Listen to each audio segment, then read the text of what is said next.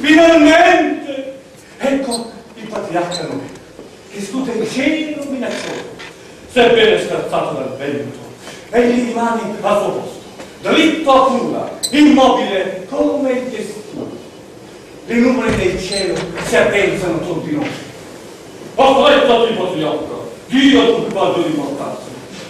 Anzi no, di mortarsi. Eh sì, perché è meglio coprirsi, perché qui non si sta male. E se non fosse per l'incredibile galante bianca, lo si vedrebbe perfino sorridere. E adesso che venga pure il diluvio! Oh, e chi adesso?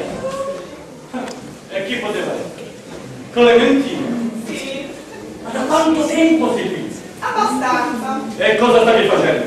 Sognavo anch'io. Sono così eccitata l'idea di questo viaggio. Ah sì? E non sarà una crociera, sarà? Ah, lo so, sarà molto più emozionante. Hai paura? Vicino a lei? Mai. Quindi avevo avuto l'impressione che tu fossi cambiata. Sì, sono sempre stata una ragazzina studia. Adesso invece sono diventata una donna che ha giurato di dire quello che pensa. Brava! Ti amo! Ti amo! Ma cosa dici? E lo grida anche poi. Ma guarda! Clementina! Clementina! Clementina! Ma cosa stai dicendo? Ti amo! Insomma, Clementina, basta! Io sono vero. Oh, e non è mica colpa mia. Non potresti spretarti? Prendi, si lascia!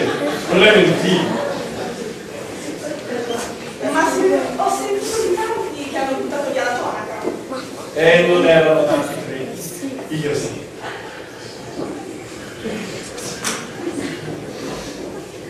Mi viene le cose se mi facessi monaca. Perché? Ci mancherebbe solo. Ma rifletti, Clementina, prima di parlare. Però dopo il diluvio non ci sarà più nessuno a giudicarti. Cosa ridi? Clementina! Nessuno! Oh, vabbè.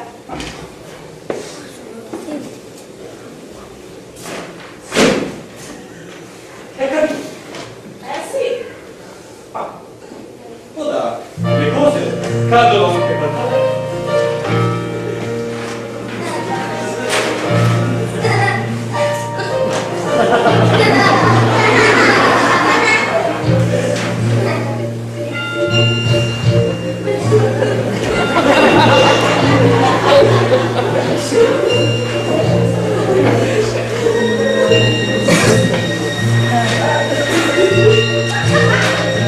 Clementina!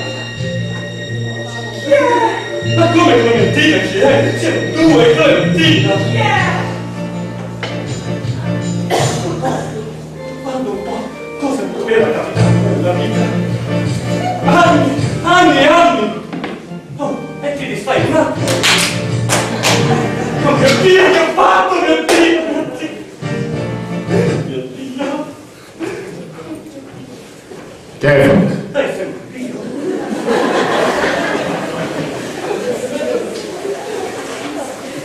Ho baciato.